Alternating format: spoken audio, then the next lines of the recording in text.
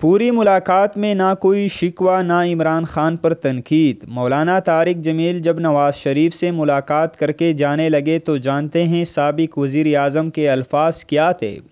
مزید آگے بڑھنے سے پہلے اگر آپ نے ہمارا چینل سبسکرائب نہیں کیا تو ضرور سبسکرائب کریں۔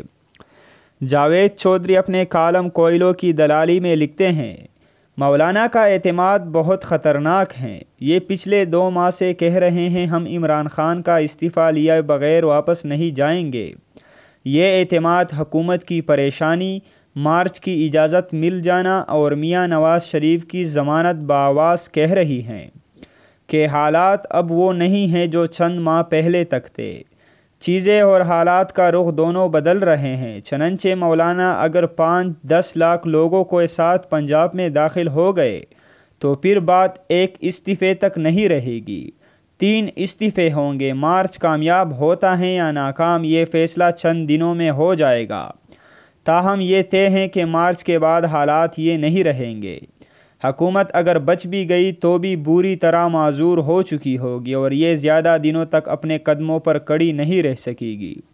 عمران خان قوم کی امید تھے، حکومت کو بہرحال کامیاب ہونا چاہیے تھا، مگر افسوس ان لوگوں نے خود گڑھے کھودے اور یہ خود ہی ان میں جا گرے۔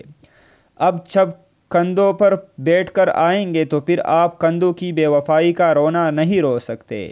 آپ کو بہرحال ایک صفحے پر رہنا پڑتا ہے، آپ کو بنانے والوں کی طاقت کو تسلیم کرنا پڑتا ہے، مگر عمران خان اب لیڈر بن رہے تھے، یہ خود کو اتھارٹی سمجھنا شروع ہو گئے ہیں، چنانچہ ان کے ٹائروں سے ہوا نکلنا ضروری تھی اور یہ اب نکل رہی ہے۔ کندھوں پر چڑھنا عمران خان کی پہلی بڑی غلطی تھی۔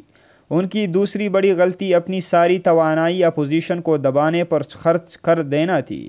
یہ جتنا زور میاں نواز شریف اور آصف زرداری کو نیچے دبانے میں رگڑا لگانے میں لگاتے رہے، یہ اگر اتنی توجہ گورننس اور پرفارمنس پر دے دیتے تو آج مورخ تاریخ کو نئے زاویے سے لکھ رہا ہوتا۔